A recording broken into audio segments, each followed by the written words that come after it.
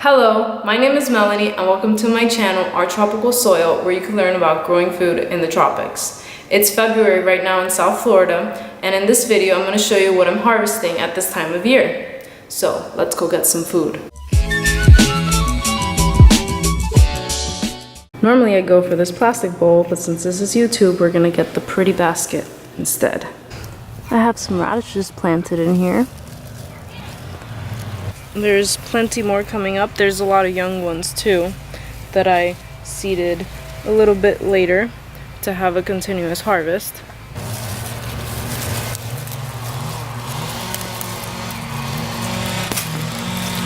They're all cracked because it was pretty dry for a couple days and then it rained a ton, so a bunch of them cracked.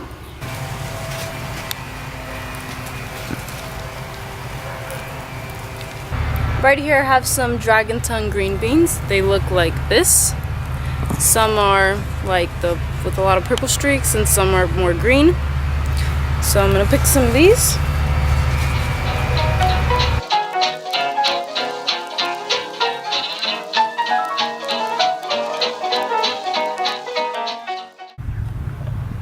And this is what I got.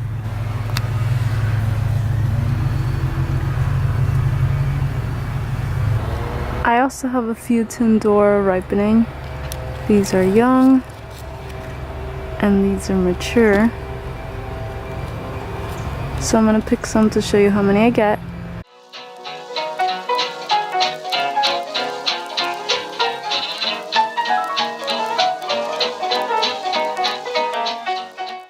Here are all the ones I got. The vine is pretty small because I cut it back to the ground and then it grows back from the root. But it grew back pretty fast and it's already producing.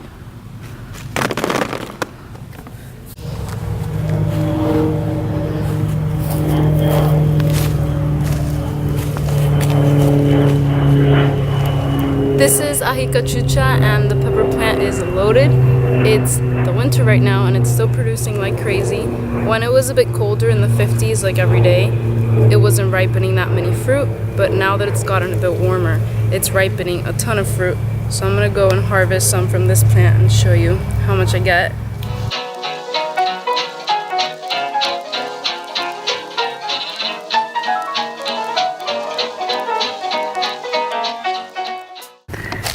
This is all I got from one plant.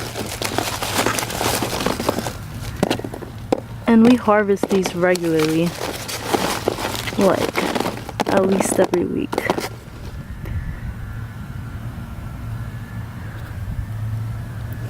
This plant right here is much taller than that one over there. And it produces these kind of peppers. The smaller one produces peppers like this, and then this bigger one, peppers like this. These are like slightly spicier, not a whole lot, but they're both really good. You could eat these like sauteed, like peppers, like bell peppers, and they're good. These are a bit too spicy to eat like big chunks of them, but they're both very useful.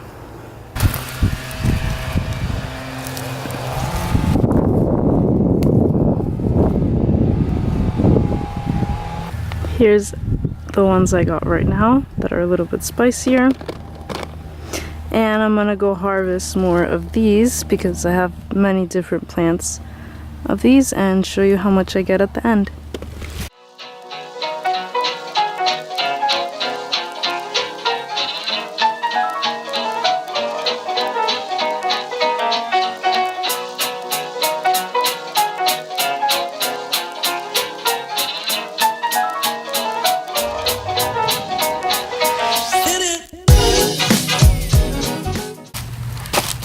This is what I've gotten so far: the radishes, the dragon tongue beans, the sweet peppers, and the tindora.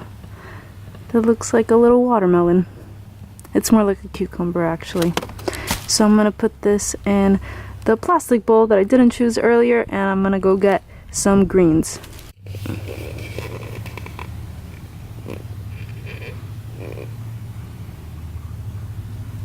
These are my Georgia Southern collards that I'll probably be harvesting way too many since I'm filming a video. And I want to show you guys how much can actually come out of just a couple plants.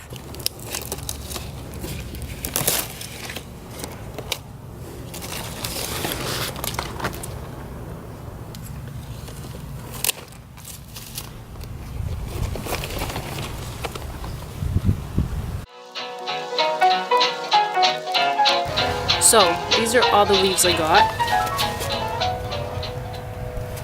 And it's obviously way too many to eat, like even in a week. So, I'm gonna be freezing some, cutting off the stems and chopping them up and putting them in the freezer for later on. I already did that with some of the mustard greens, which I'm gonna get a couple leaves of right now to show you how big they actually are. But these leaves are also very big. They're like as big as my chest. Some are bigger.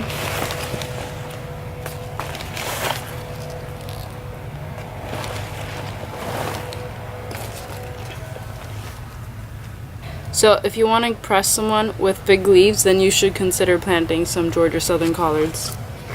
But these do not get as big as the mustard greens. So let me show you how big those actually get.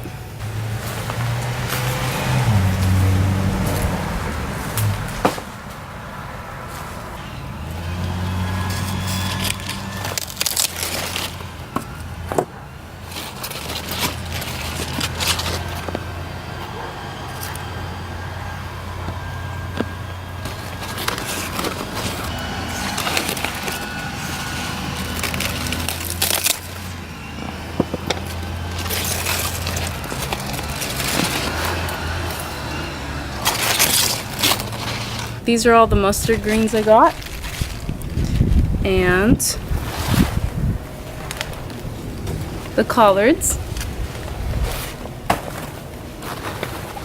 So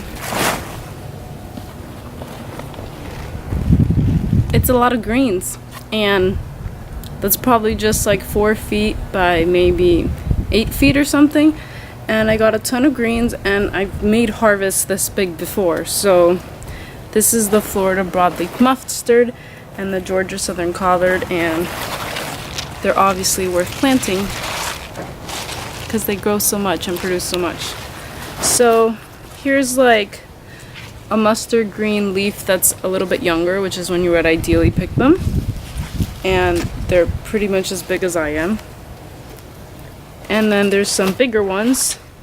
These are a bit older, but they're really impressive.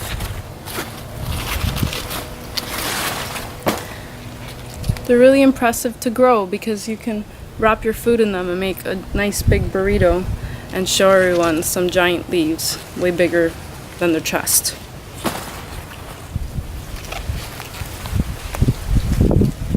Now you can see that they're getting a little bit wilted. I'll put these in water when I bring them inside, and then they won't get wilted anymore. And here are some of the Georgia Southern collards. These are a bit tough to eat like a wrap. The Florida broadleaf mustard is a lot better for that.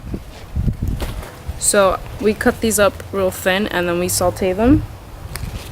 And that's how we eat them. So I'll probably be taking off the sticks, and then I boil them and give them to my dog.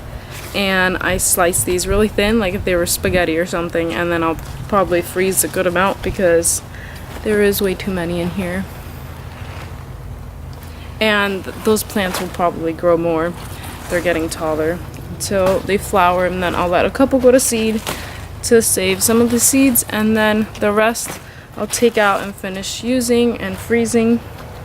And we'll have a freezer full of greens so that we don't have to buy greens for a while in the summer. There's some greens that do well in the summer, but none of them taste super great like these do. So I want to save some for the summer. The last thing I'm going to harvest is some arugula because we eat it a lot in salads and things, so I'm just going to get some to have some on hand.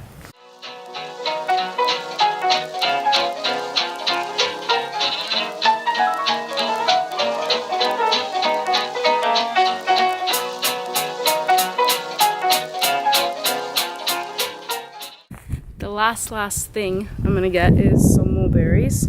We have one ever-bearing mulberry tree, and it's loaded right now with fruit.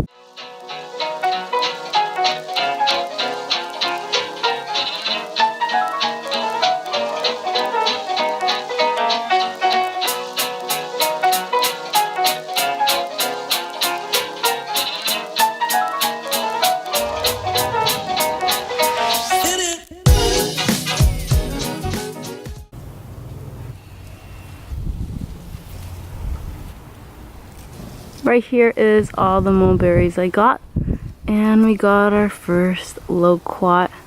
Now I'm at our guava tree, and there's actually 2 guavas on the floor. One right there, one right there. So I'm gonna harvest as many guavas as I can. Here are all the guavas I got. Right now is the winter guava season, so it seems that it produces less guavas, but the ones that it does produce are bigger. In the summer, most of our guavas are like this big, and now there's some big ones.